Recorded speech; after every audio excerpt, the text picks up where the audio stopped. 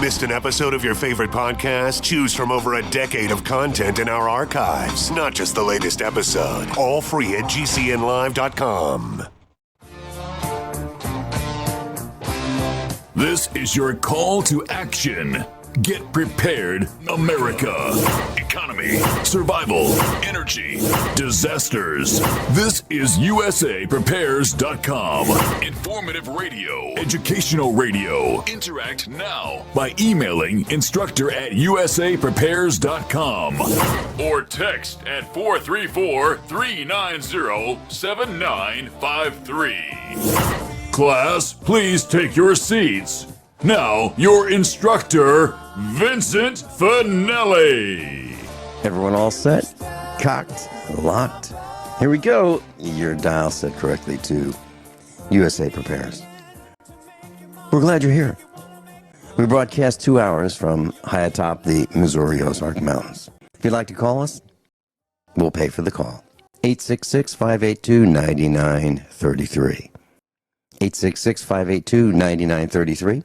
As you travel, or as you're working, if you'd like to listen along, be in class with us while you're working, the telephone listen line, 605-477-3249, 605-477-3249. Nate is engineering the broadcast in Minnesota. I'm Vincent Finelli. With us live in Australia, Guineith Isaacs. Welcome, Guineith. Guineith, are you there? We lost her? Okay. Yeah, Nate is going to reconnect with Guineith in Australia. And in the meantime, I'd like to share with you that Vladimir Putin and I agree on a documentary. And I assigned homework months and months and months ago. It's going on between 6 months and 9 months, maybe even a year ago. I suggested that you watch this documentary. It's on Netflix.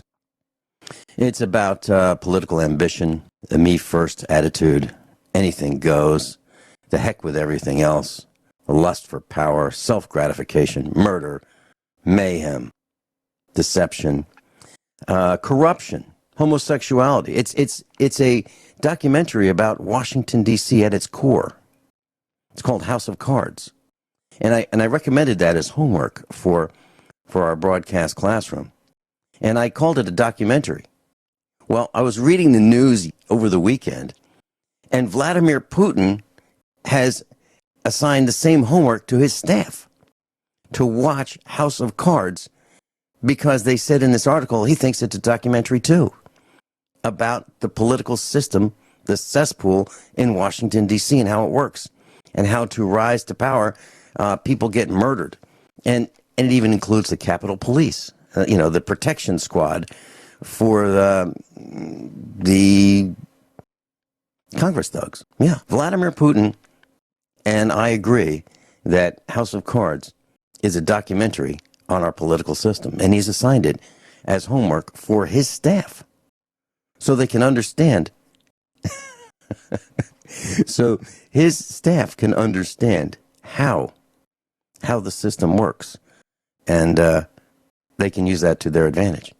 And I suggest, class, that you consider watching House of Cards too, wherever it's available. Share it with your family. Now, it's got a lot of profanity in it. It's got a lot of sex in it. And it's salacious, and it's not necessary. Unless, I guess, you need to be true to how Washington, D.C. is. But it's like anything goes. Anything at all goes in Washington, D.C. Corruption, theft, destruction of people's reputations to get ahead. Meaning, one person's reputation is destroyed at will by another person, just so that other person can climb the ladder. Yeah. And I remember something a little bit akin to that when I had a job. And I would watch people climb the ladder, and as one person would climb the ladder and really work really hard to do a good job, other people would become jealous. So instead of working harder than the first person, they would destabilize the ladder so that the other person would fall off. Yeah, getting ahead by hook or by crook, as Werner Bach might say, by hook or by crook. Yep, so that's the House of Cards. I suggest you consider watching that. Now, I was thinking about some tips, and I have a couple tips for you while we're waiting to get Guineith Isaacs back. Oh, Gwyneth's back? Okay. Hey, welcome, Gwyneth. I was talking about a series that I was watching. I was talking about a series that I was watching with Mrs. Finelli. It's kind of vulgar. I don't really appreciate that, but I guess it needs to be vulgar to show the ilk of Washington, D.C. and the corruption and things that happen. It's called House of Cards. And it's anything goes in order to satisfy political ambition, self-gratification, and the need, the lust for power. Have you seen any of House of Cards? I haven't seen any of that program. We don't have a television here, so it's difficult for me to watch TV programs. And but there is a similar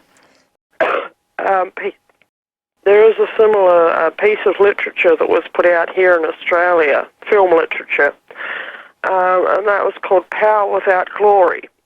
And it was a mini-series basically about the crossover between Australian politics and the Australian underworld. Very, very much the same thing. And it was actually originally a novel and written by a man by the name of Frank Hardy. And if you want to go and buy this novel on Amazon, then you can. And it's still in print. And that says quite a bit because this book was first published, I think, in 1959. And for a novel to still be in print, after it was published, first of all, in 1959, that's almost 60 years ago. There's not many novels that are still in print after 60 years. But once again, it's a textbook on political power and corruption. And I've read that book. I've got a copy of that book here at home. And it's a real eye-opener because it's mostly set right in Melbourne, which is our state capital. And, some names of places and people have been changed, but it's fairly easy to work out who's who. And the thing is, Frank Hardy, after he published Power Without Glory, was actually sued for libel by a man by the name of George West. I think I've told the story on your show before. And George West was a Melbourne millionaire who was at the centre of this book. And guess what? The case was thrown out. And when you get a libel case that's actually thrown out, do you know what that means, Vincent? It Please means share that with us. Whatever was written was probably true. And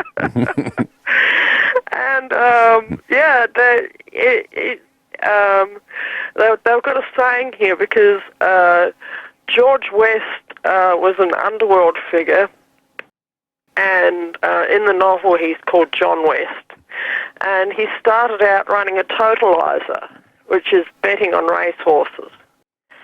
And it's a funny thing because these days, one of Victoria's main sources of revenue, I think I seem to recall hearing a figure once that a third of our state revenue came from gambling, including the fact that the government now owns the totalizer. Mm-hmm. They also own the on-course race betting, that's the bookmakers, and they also own, or they get a heavy taxation off of our casino.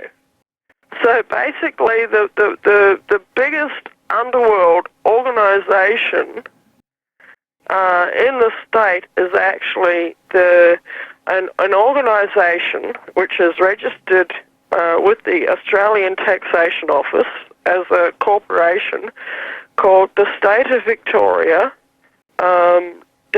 Parliament of Victoria. The State Parliament is the biggest criminal organisation in the state.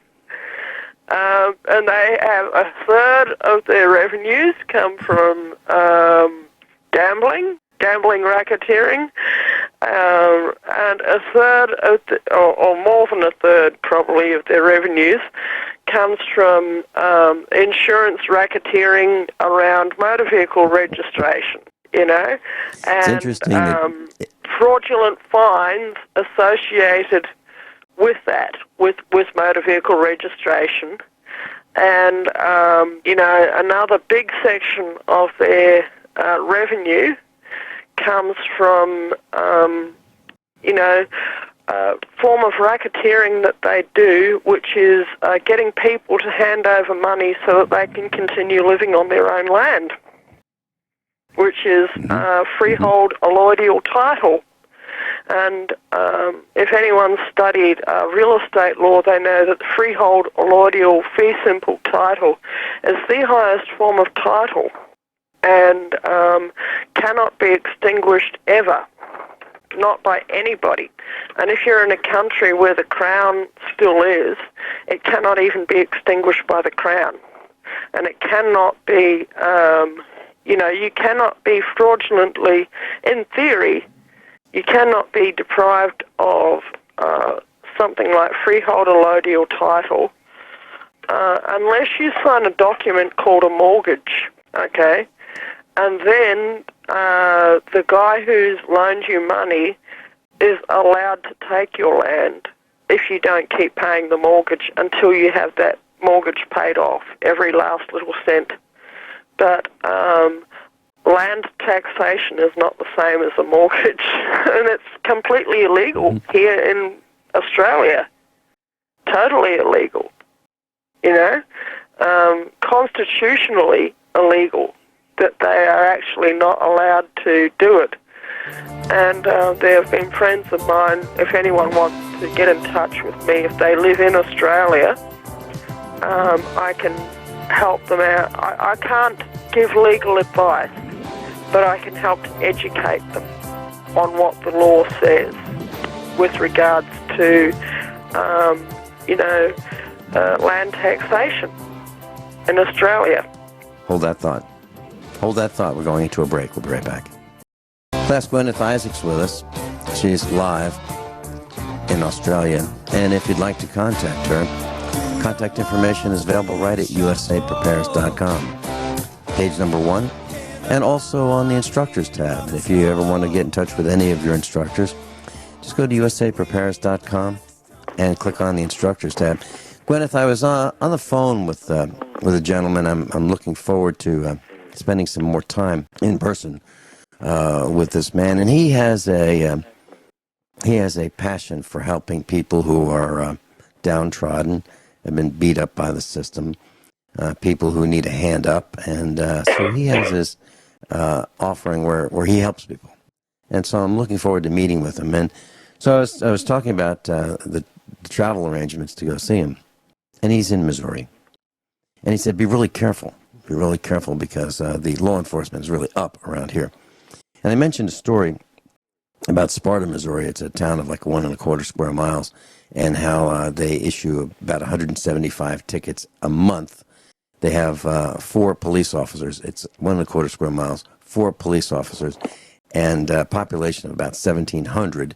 And so they issue about the equivalent of 10% of the population in tickets per month, which is, an outrage. So it's really like a speed trap, and it's a revenue generation machine, the police force. And he said, wow, sounds like what he was talking about, because the population where he's talking is about less than 1,000, about 400 families there. And so their revenue stream, I guess, is also similar to Sparta, Missouri's. And it's guys with guns and uniforms, and I guess they call them shields. I might call them a badge.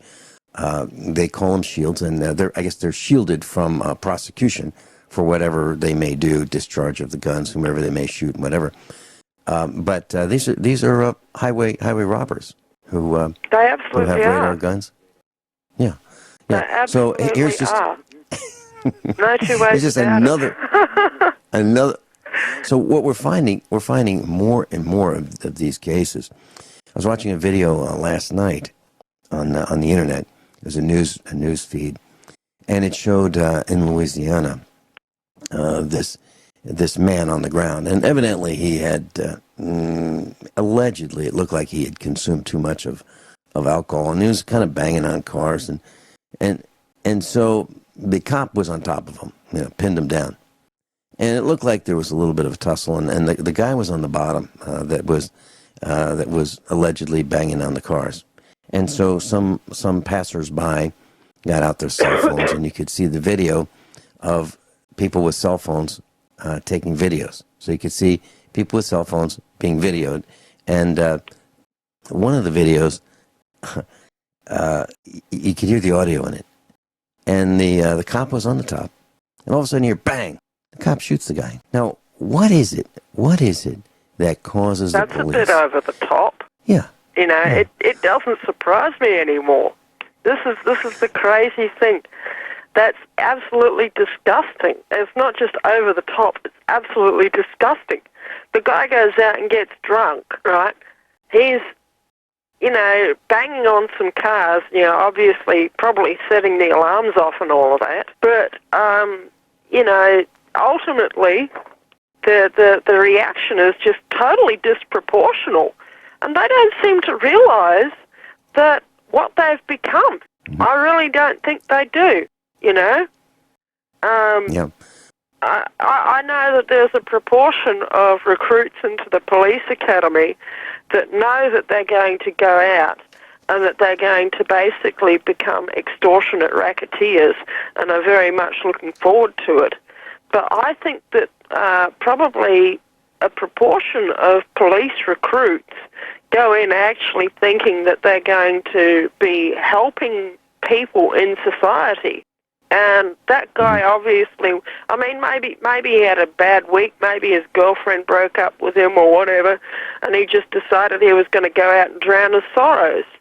The thing is, that is a human soul. He's never going to get to go home again.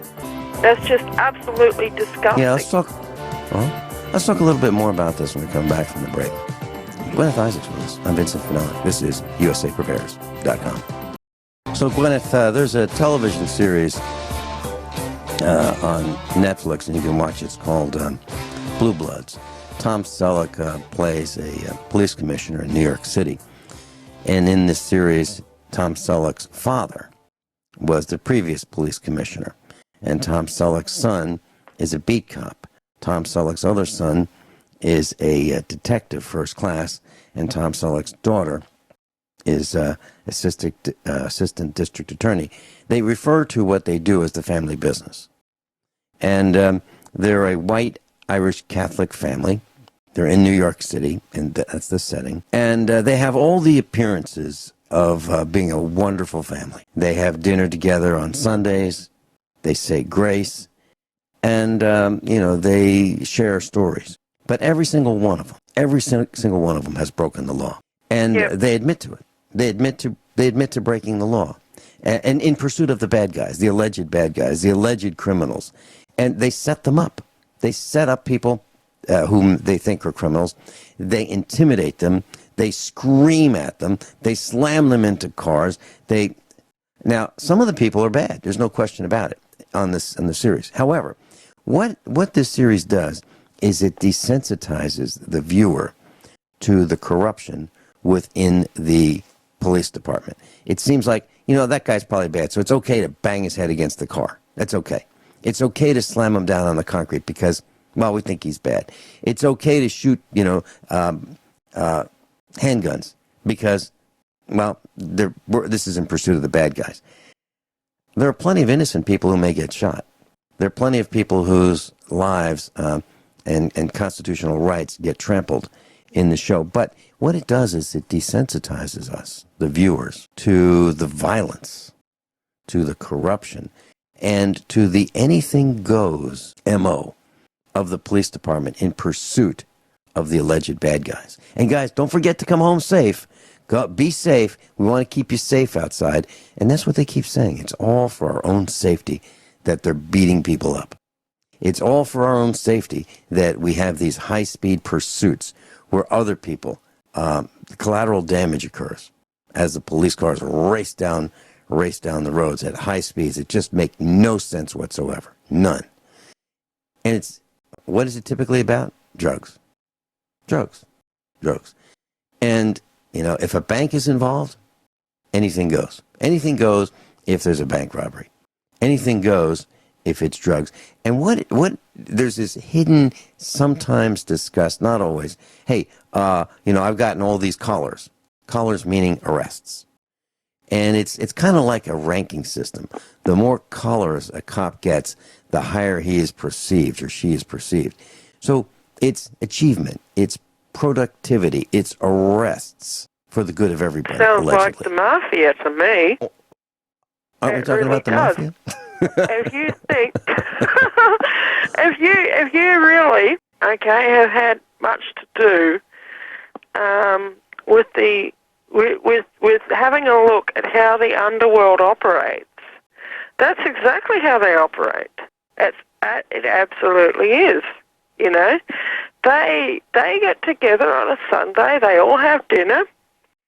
They pray to God. They say their mass, and then they take their gun and, maybe on the way home they decide to drop in and see somebody who owes them some money and give them a bad time and make sure that they get their money, Or maybe somebody's not paying into the insurance racket, Mm-hmm. The enforcer for the mob. He'll go and see him. He'll say, I'm not too far from so-and-so's place. I'll just drop in and see him and make sure that they remember to pay their insurance this month. What's really the difference between that and motor vehicle registration? You're paying somebody else money so that you can go and do something that is your God-given human right and is recognized even by the United Nations as such in Article 13 of the Universal Declaration of Human Rights. It's the right to freely travel within state, that means national, boundaries. So as long as you're traveling within your own country, you have the right to freely travel. Freely means you don't have to pay anybody any money to do it. Okay?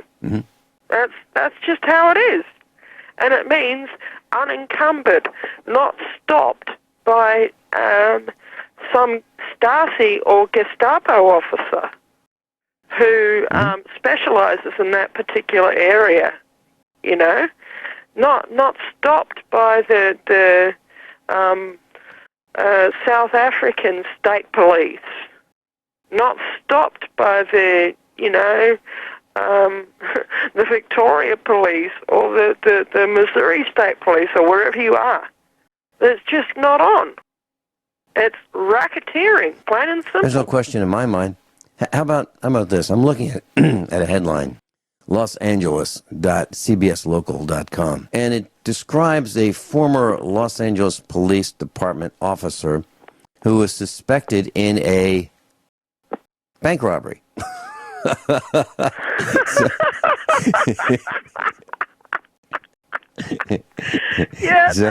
be right. Well, so here we have, according to this article, a former Los Angeles Police Department officer has been identified as the bearded suspect in a Northern California bank robbery. So this gal disguised herself as a man with a beard, and according to the article, she handed a teller a note and demanded money from this bank. They arrested her a few hours later, so obviously she wasn't one of the best and brightest of the Los Angeles Police Department. But maybe she thought some of her old friends would help her if she did get caught. And by the way, that's a really good point, because that topic comes up many times. Really common. In the Blue Bloods, this television series about the police that I was telling you about. The blue glue. It's like, wait, if we don't stick together, what do we have? We've got to stick together. They will lie on this series. It will show them lying for each other. Even the family of the police commissioner, even his son, who is a beat cop, thinks it's okay. It's okay to lie about what happened. Because we got the guy, so it's okay. It's okay to lie. It's okay to misrepresent what happens. It's okay to falsify police reports. It's okay to testify under oath. It's okay to be investigated by internal affairs and lie to them. That's okay too. It's like we're the police. We have to stick together. We have to stick together. That is a common thread in this series. That the police have to stick together. They have to come home at night, and if it involves shooting someone so that they come home at night, well, I guess that's the cost of doing business. It's an outrage. It's an outrage, and I gotta wonder where the families are when this happens. And I want to thank our black friends. I want to thank our black friends for bringing this to everyone's attention when they protest and they say, you know what, our lives matter. Black lives matter. White lives matter. All lives matter. And I was traveling in Missouri on the way, taking a back road out of town from Springfield, Missouri. And I saw this sign on this guy's property. Great big sign. Must have been 10 feet long. Blue Lives Matter. Yeah. Blue Lives. And, I looked at that with outrage. Not that blue lives don't matter. It's like, really? And what about the rest of us? What about the rest of us? That was my reaction. What about the rest of us? Didn't say all lives matter. It was blue lives matter. And that kind of means that blue glue, let's stick together, let's lie, whatever we got to do to get that quota, that production up. And if we have to lie for one of our fellow men in, actually, it's not even blue anymore. They wear black uniforms now. That's okay.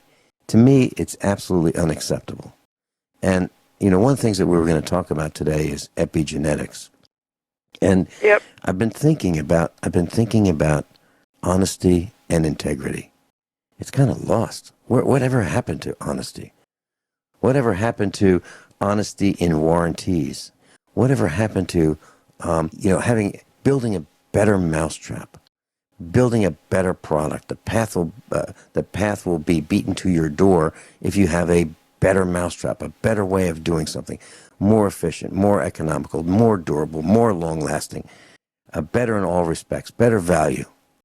Whatever happened to that concept? Now it's features. And I was thinking about a bill that I haven't formally figured out the verbiage of it, but it's kind of, in concept, it's very simple. And I've been thinking about bills that I would like to put on our website, things that I would like introduced into law. We got plenty of laws, but we need a few more good ones. We need to get rid of like 90% of them, but we need a few good ones. And one of them has to do with ecology. And that is, I am absolutely sick and tired of buying products that look great, that are finished, they appear to be great, but inside the quality is abysmal. I was cleaning out the garage yesterday, and I was throwing out a box. I bought online, I built Mrs. Finelli a central vacuum system so that when she vacuums, she doesn't redistribute the dust throughout the house through the vacuum cleaner bag. So I built this system, and I piped it in, and it took me a couple years to build it. But the idea was it has an exhaust outside. So when she vacuums, the dust goes into a canister, and then it goes outside. And actually, the first version I built with a shop vac attached to plumbing. Well, I needed a hose and a power head for this thing. And I found one and I bought it. And it lasted like a year. It was this piece of Chinese garbage. And how do you figure that out? How do you figure that out when you read reviews and all that? Everybody says wonderful, wonderful, wonderful, and it's junk. Our landfills are becoming filled with this Chinese garbage. So, class, during the break, I got the pen and notebook out, and I wrote down this proposed bill. It took me about, 30 seconds to write this. Now, normally the bills that I propose have one sentence. I was unable to accomplish that this time. But I'm thinking about the landfill, and I'm thinking about how much trash we bury in our landfills, how much plastic ends up in our landfills, how much Chinese garbage is shipped over here, and we think it's a great product because it looks nice, and then it ends up in our landfills. So the boxing, the packaging, the plastic, and then the product itself. How many of those DVD players, how many of those computers, how many of those computer monitors, how many of them get recycled versus how many get thrown in the trash? How much over-packaging do we have? Way too much, right? So here is my proposed bill. It's 2 sentences. First sentence: no minor nor major appliance shall be sold in the state of Missouri without an average useful life expectancy of less than 10 years. No minor nor major appliance shall be sold in the state of Missouri without an average useful life expectancy of less than 10 years. That's sentence number 1. Sentence number 2. Should 10% or more fail within that 10-year period, the original purchaser shall be compensated at 2 times the original purchase price, and all corporate officers at the vice presidential level and above, and the board of directors, shall be prosecuted for breach of the public trust. What do you think? You know something, that's a great law. The only problem with it is you would have problems sourcing enough major and minor appliances in order to keep the retail economy going. And unfortunately, the population would probably just go to the states next door to buy their stuff. So that would probably happen. I think that would be the probably problem. happen. Mm-hmm. That would be the problem. It is a good law, but you know, or they would get their cheap Chinese stuff online, because people have forgotten what quality stuff is. Okay, my father was a master engineer. He used to, he could fix or build almost anything, aside from electronics and computers. Okay, so he, in his apprenticeship, he did his apprenticeship at the Midland Railway Workshops in Perth, Western Australia, and his uncle was the chief engineer of Western Australia. That was Cyril Carter, was his uncle, his father's brother. And his other uncle, Reg Carter, was the foreman in charge of the shop at the Midland Railway Workshops. Now, Dad began his apprenticeship, actually, he was only 14. I think somebody forgot what his proper birth date was, but his mother was dying of cancer at the time. And the whole family just got together and agreed that it probably wasn't a good idea for the boy to see his mother dying of cancer, so he got exported from Geraldton to Perth, given an apprenticeship. And somebody just forgot his proper birthday. You know, they put it a year or so out. And but he learned how to build locomotives at the steam locomotives at the Midland Railway Workshops. And when he finished his apprenticeship at the age of 18, he went straight from building steam locomotives to maintaining jet engines for Trans-Australia Airways. And do you know something? He said at that time, which was during the 1950s, he was only there for 6 months or so, he said that put him off flying for life. He couldn't live with his conscience of the fact that maybe he'd done something wrong with maintaining these engines when the engineers around him weren't paying attention. And what if one of those planes fell out of the air? Wow. He couldn't have lived with himself, so he quit at that time. But he soon got another job.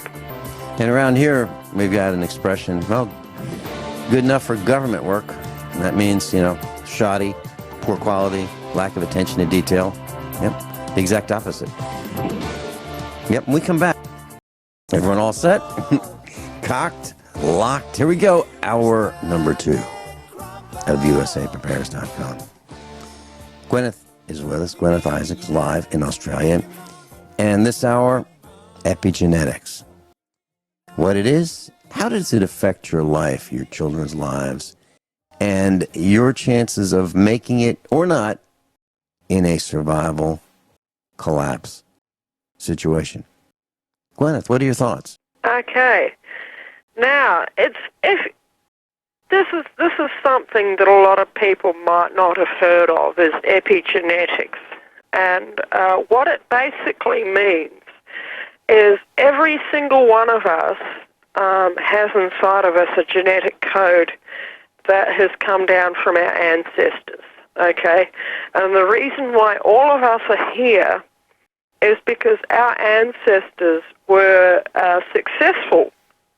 They were successful in navigating on this earth, sometimes actually literally navigating on this earth. They were successful in most of them being reasonably nice enough people to be able to attract a member of the opposite sex and being able to procreate and, being able to raise a family and pass their genes on to the next generation.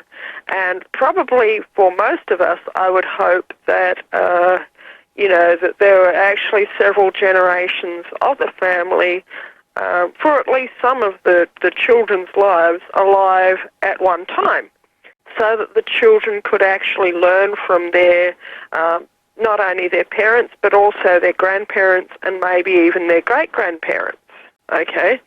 This is the real definition of success in this world. From time to time I say to my boys, I say, you know something, boys, because, we haven't had, mostly we have had an absolute battle to survive in our own household, because mostly there hasn't been much free money, okay, spare cash that means, whereas I do own my own home. It's mostly been pretty difficult because I'm a widow, and I have had battles with the blue team, and I've had battles with neighbourhood pedophiles, and I've had battles with this lot and that lot and the other lot. I have not had a moment's peace. But sometimes I just turn to my boys and I say, you know something, I'm very, very close to mission accomplished here. And they say, what do you mean, Mum? And I say, well, look, you boys are now adolescent, you're reasonably well behaved, you're not drug addicts, you're not in juvenile detention. You are going to be grown men very soon, and one of them's a grown man now. He's 16 years old, okay? And if anything happened to me, he would take his brother and they would be okay, all right? But the younger one, he's 14, and he's still got a year or two of growing to do before you could really consider him to be a man. But you know what? If you can grow your boys to the point where they are 15 and 16 years old and they are responsible human beings, not perfect, because none of us is ever perfect, all right? But just have an ounce of humanity to where they can live a decent life, learn a trade, and pass their genes on to the next generation and have a chance of having a happy family somewhere down the track, then that is success at its most simple level in this world. And it ultimately boils down to epigenetics. You are a success because you're walking in a path that your ancestors walked. And yes, it's in the modern world. But I'll bet that if you got a Finelli from 100 years ago that you didn't meet and you were somehow able to sit them down with you, you would probably think the same. You would probably talk the same, and you would probably, be able to spend an afternoon fixing a car engine and, just really have a good time doing it. If that's an example. If you get a grey, let's put it into the world of dogs. That might make it easy for people to understand. You can get a greyhound Okay? I've had greyhounds for many, many years. You can get a greyhound. That greyhound might be a little pup of a dog and has never, ever, ever, ever, ever seen a rabbit in real life. But what you can do is you can get the pelt of, a rabbit or whatever, and you put it on a stick, this rabbit pelt, put it on the end of the stick, and you just run along. And that greyhound is going to chase that rabbit pelt. It's going to. And it will catch it, and it will rip that pelt off the end of the pole, and it will rip it to smithereens. That greyhound knows what that rabbit pelt is for, and it knows that it should have a rabbit on the inside of it. The fact that it doesn't, it doesn't always strike them immediately until you take them out hunting for the first time, and then they understand. And once that greyhound has caught its first rabbit, then, hundreds and hundreds of years, thousands of years of genetic programming, that's epigenetics, kicks in, and that's for any hunting dog, okay? Hundreds or thousands of years of genetic programming kicks in, and that hunting dog just knows what to do. It's like a bloodhound. It's the same thing. Although they have a different method of hunting than a greyhound, they hunt with their nose rather than with their eyes. But it's exactly the same thing. And there's another breed called a Maremma, and I've also had Maremmas. And what I would do sometimes with my other dogs as a pack bonding thing is I would just sit on the porch and howl. Okay, like, just to bond with my dogs. And then the dogs would start howling, and we'd have a howling session. And it's great fun. If you ever do it, if you have a dog that's a howler. But you know something? I was having a howling session one day with some of my dogs, and this Maremma walked up, actually ran up, and just started barking and barking and barking at me. And he was not a happy camper. And I figured it out. This Maremma had never, ever, ever seen or heard a wolf, but it heard the howling. And that epigenetic trigger was set off on it, and it was trying to figure out where that wolf was, because it was going to go and kill it some wolf. Mm-hmm.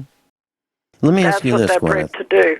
Let me ask you this. Let's see if we can tie this to something that I witnessed when I was younger. Back in the 1950s, and maybe even into the 1960s, I had the good fortune of spending some time with my uncles, my aunts.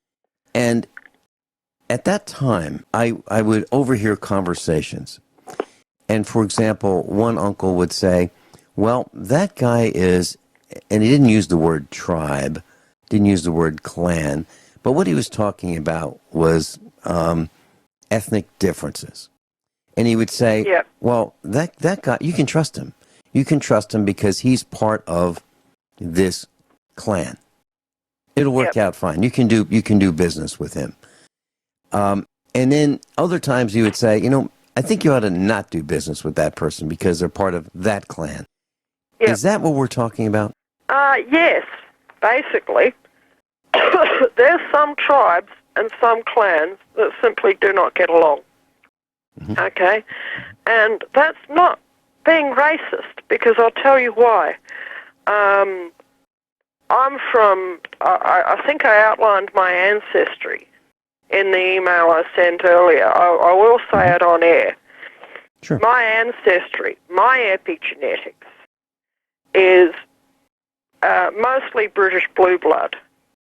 But there's a big dose in there of Pict, which is Scottish Lowlander, okay, and also Northern English. And these borders are political, they're modern.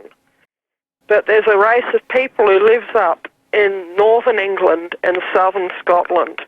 And they're not English and they're not Scottish, they're Pictish. They are the original cavemen, okay? They have their own clans, and I married a Scottish Highlander, okay? They have their own clans. They have been having clan wars forever, all right? Not just in the last few centuries. And there's certain clans that do not get along. And you get a group of, say, McDonalds, and you get a group of Campbells, and normally they do not get along. But there was one Campbell woman fell in love with a McDonald man a number of centuries ago, and they actually had to flee for their lives to a remote part of Scotland, and that formed my husband's clan. Okay? But you know what? If you get a Campbell and a McDonald or a Campbell and a McGregor, they will not get along. They can't. And that's all one race. But it also applies in between races as well. There's some people just won't get along, and you've got to be aware of this when you're dealing with people. And is that because of epigenetics? Yes. Let's talk about that when we come back. Guineith Isaacs is with us, and if you'd like to find out more information about her, you go to usaprepares.com, page number 1. There's posts that will link right to her, and also on the instructors tab at USA Prepares. And you'll find her there, and you'll be able to connect with her Facebook page. So, Guineith, as I was saying, that my uncles in the 50s and the 60s, you know, if they were going to buy a car, for example, they would say, there's this guy, they'd mention his name, and he's Scotch or he's Irish, and all of my uncles were of Italian heritage, all 100% Italian. At least that's what I believe. Maybe some Viking in there. I believe my dad had some Viking in him, and I believe he was a warrior. And anyway, they would talk about heritage. They would talk about honesty. They would talk about integrity and people they could trust and do business with without being cheated. And it had to do with clans. And it had to do with traits of clans. And certain clans they wouldn't do business with because they had a history of being burned and cheated. And they would lump that clan all together and say, we can't do business with them because it's like we get beaten every time. We don't want to do that anymore. That's absolutely right, and that's exactly what I'm talking about. Now, going back to the example of the Campbells and the McDonalds, they hate each other. They absolutely hate each other, even to this day. And if you're a McDonald and you live in Campbell territory or vice versa in Scotland, okay, you keep real quiet about your ancestry, okay? But of course, then you've got to use your surname on your official government forms, and then life might start becoming uncomfortable for you at that time. But that's the way it is even to this day. And the reason for that is that the Campbells have a long history of being one of the most Machiavellian clans in Scotland. Okay? Now, what that means is that they, from their perspective, they were interested in surviving. Okay? And if anyone wants to go and watch that movie with Mel Gibson, Braveheart, the old man who had leprosy, he wasn't a Campbell, he was a Bruce. Okay? But that's the mindset that the Campbells have had. And the McDonalds over the centuries repeatedly have been on the pointy end of that Machiavellian mindset, and they just hate the Campbells for the fact that they prepared to stand on whoever they need to stand on, and that they are the blue team of the Scottish clans, and the McDonalds are just up in their part of the country minding their own business, and were just invaded repeatedly by the Campbells. And, you know, they are now at the point where they hate them. And so you cannot get a Campbell and a McDonald or a McGregor as well in the same room and do a business deal with them to this day and expect everything to go smoothly.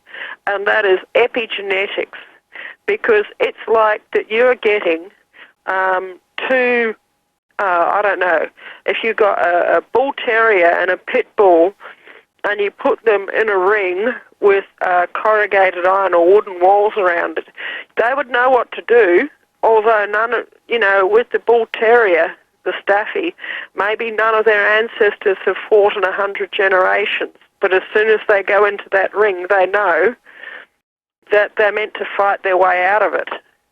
Okay? And that's what I'm talking about.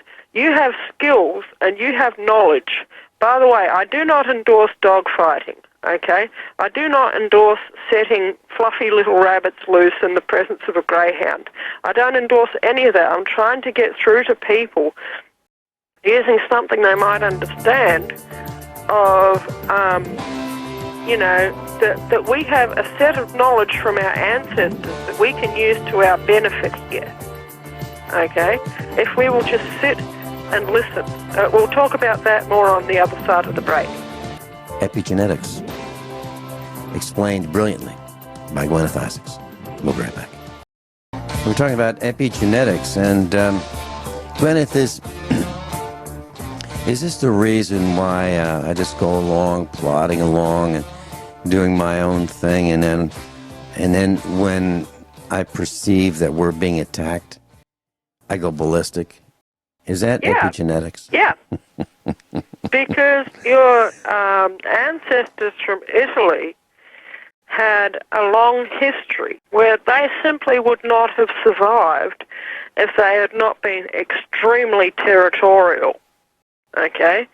Because somewhere in their same country, there was this rival Celtic tribe called the Romans, who had accumulated quite a bit of money and power and political influence, and felt that they were able to go around bossing around all the other little Italian Celtic tribes out there that didn't have as much money and power and political influence.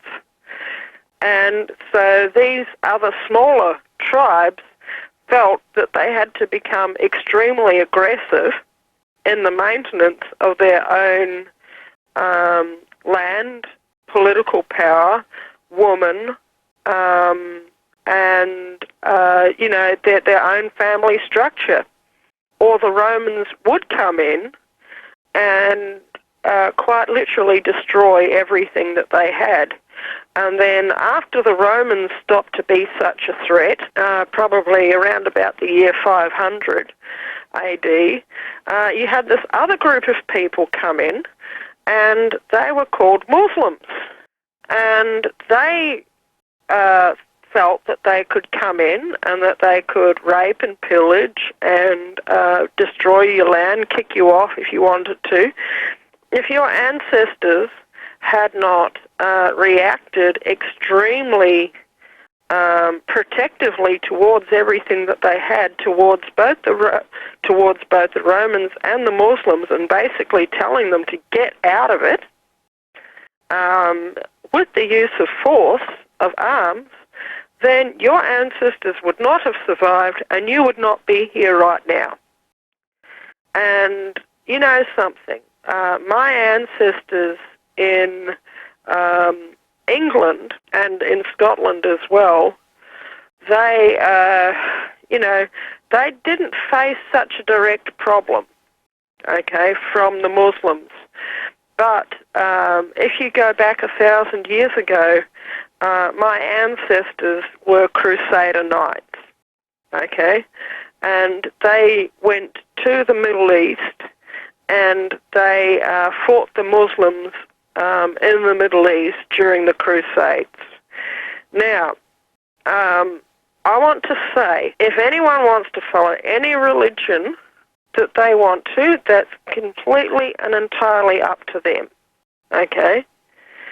what I'm trying to describe here is why all of these efforts at integrating other cultures into places like America and Australia will not work, okay?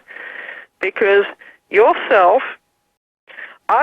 if I found, okay, that I walked into town and suddenly everybody was wearing hoods over their heads and scarves, I would have on the inside of myself, because of who my ancestors were, being Crusader Knights, I would have a strong epigenetic response to seeing that, okay?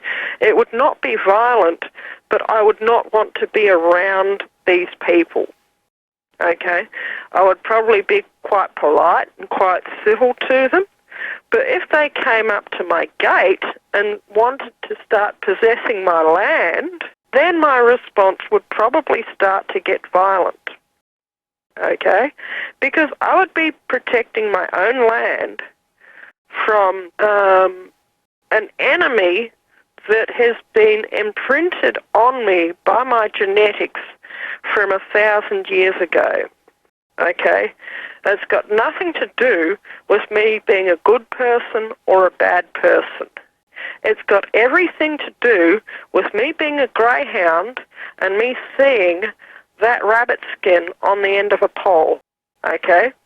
It's got everything for me to do with me being a bloodhound and me maybe living in Australia for all my life as a bloodhound and then getting put on a plane, taken to America, and then for the first time in my life being given the scent of a wolf or a bear, okay? That bloodhound's going to have a certain response, and it won't even know what that, but it will just know that this is an enemy and I need to take a certain set of actions in order to defeat this enemy, okay? And that is epigenetic programming, and that is why the integration of cultures like Arabian cultures will not work here. It's not even the Arabs. It's not a matter of race. It's a matter of a certain imprinting, okay, that's genetic. It's not from anything that my parents told me. It's imprinted. Where if you see a certain silhouette, then your epigenetics kick in, okay?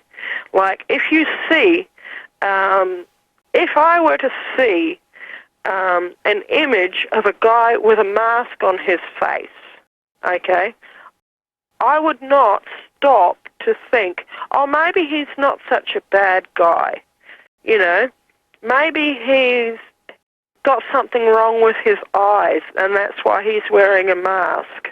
No, my reaction is going to be extremely defensive and hostile towards that man wearing a mask because I have an imprinting on the inside of myself which says this guy's probably a bandit, okay? And that's just nature, that's how it is. It's not me thinking, oh, that guy's, that's his culture, that's how he is, that's his way. No, it's that there is an imprint there that says that is triggered by a certain pattern, okay? And that's just how it is. You've got to recognize this, recognize that it's there for your benefit, okay? So that that trigger says, we need to be careful here. There's other things also that epigenetically imprint. And another part of my ancestry, or like I said, blue blood, British blue blood, not talking about police, but British blue blood, all right? Not wanting to be dominated, ever. Able to run your own affairs, knowing that you're able to run your own affairs, being in charge of the system, and if anyone tries to come along and say that you're not in charge of your system, that you don't run your own affairs, that you don't have your own source of income, to have an epigenetic reaction to say, well, actually, that's not how it is. I can run my own systems. I am competent to manage my own affairs. You're trying to dominate me. You're trying to take over, and I think you're going to hurt me, you know? And realizing that trying to destroy somebody economically is actually trying to destroy them physically. Okay? It's just a more subtle way of going about it. But that my ancestors have had to deal with Machiavellian politics for hundreds of years, probably actually thousands of years, or a couple of thousand years anyway that we can trace. And they are alive and survived and maintained their maintained their estates, not mistakes, maintained their estates and got the chance to breed because they were able to recognize when people wanted to dominate and destroy them and take measures against them who wanted to dominate and destroy them. And because of that, they survived, their estate survived, they got the chance to breed, and that's why I'm here, okay? And with every one of us, whether you're poor or whether you're rich, your ancestors came up with a certain strategy of survival, and their strategy of survival was successful, and that's why you're here. Now, I'm not saying that everybody out there should do exactly what their ancestors did, because maybe some of it wasn't completely ethical or even legal, okay? And there's things that my ancestors did that I certainly wouldn't do, but I can recognize that behavior, and I have the ability to say, right, there is this set of tools on the inside of me where I can use in order to maintain my own interests so that my estate is not destroyed, so that I begin to experience a reasonable level of prosperity where my children can eat and I can look after them and we can have a happy life, okay? And if you go back even further, if I went back to the Stone Age, if things went back to a total state of collapse, I would be okay because I still even have that epigenetic ancestry from my Stone Age British cavemen, Pictish ancestors, where I would know, if I began to do it, how to make a stone tool, okay? And because that genetic memory is still there, I would be able to learn that, and because of that, I would be able to manufacture things like knives, saws, and arrow blades.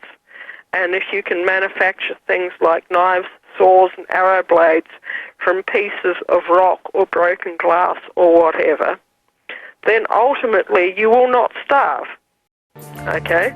Because you'll be able to build things like bows and arrows and traps, and you'll be able to get food, and you'll be able to hunt. Gwyneth, when we come back, let's talk about epigenetic knowledge. We come back, let's talk about the opposite side of this coin. The lack of planning. And is that epigenetics as well? Guineith Isaacs and I are talking about epigenetics. So, Guineith, here's a thought I've got in mind based on our discussion of this hour. So, the scenario is like this. 1,000 years ago, maybe even a couple thousand years ago, we lived in a land of plenty. It was warm, it was sunny, the weather was ideal. If we were thirsty, we walked over to the spring. If we were hungry, we'd wait for fruit to fall from the tree, or we'd shake the tree, or at worst, we'd climb the tree, shimmy up the tree, and grab some fruit. Now, let's contrast that scenario with the same period of 1,000 years ago, or a couple thousand years ago, where others of us lived in a land that wasn't quite so hospitable. The climate had 4 seasons instead of being warm and sunny all the time. We had winter, and the winter was cold, and we had to prepare for the winter. We had to have different clothing for the different seasons. We had to get out of the elements. We had to find shelter. We had to store food. We had to learn how to cook food. Now, if you take those two different scenarios and you assume that they're two different tribes, and they're separated by, a vast distance. One of those tribes had to really prepare well. The other, everything was easy.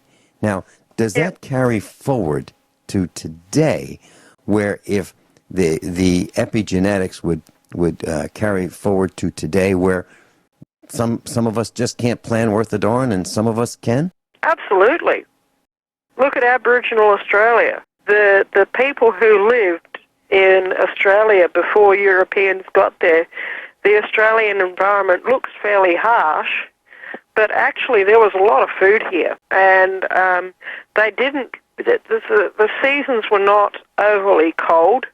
They didn't really have to do that much in the way of preparing clothing and shelter, because, aside from a small alpine area, you didn't really have to, expect that there was ever going to be any snow. And maybe it would get a bit frosty. Oh, well, you just light a fire in the lee of a rock and, put some animal skins over you and you'll be right. And there was always plenty of game. There were always plenty of things like yams and what they call bush tucker, which is various berries and herbs that you can eat. They are not very good as a people at long-term planning. And I have Aboriginal in-laws, and I have Aboriginal friends, and they are absolutely lovely people, but they tend to live from government check to government check. They don't have any comprehension that you can actually plan ahead into the future and build yourself something better, unless somebody has married into that family from the outside who does have that sort of epigenetic knowledge, okay? So, for instance, my nieces, okay, they have done quite well in business because their father was my brother, and he was a Bonham Carter. And he has that some degree of he has the epigenetic knowledge of planning ahead because he's from that British blue blood genetic as well. But you look at the relatives in the family, and most of them are living from paycheck to paycheck, and it's usually government paycheck to government paycheck. Okay? And it's, that's something that is just out there. And if you look at the Romani in Europe, the Gypsies, it's a similar thing. They have, a certain business model for their success, and it involves not planning for long-term prosperity. It involves just taking what happens to be there. I was looking at the British Airways fiasco of the computer meltdown, and I saw images of thousands of people stranded wearing flip-flops. Obviously, they weren't prepared for much at all. And that's what we're talking about. I think that's the end of the show, is it? It is. Thanks for being with us, Guineith.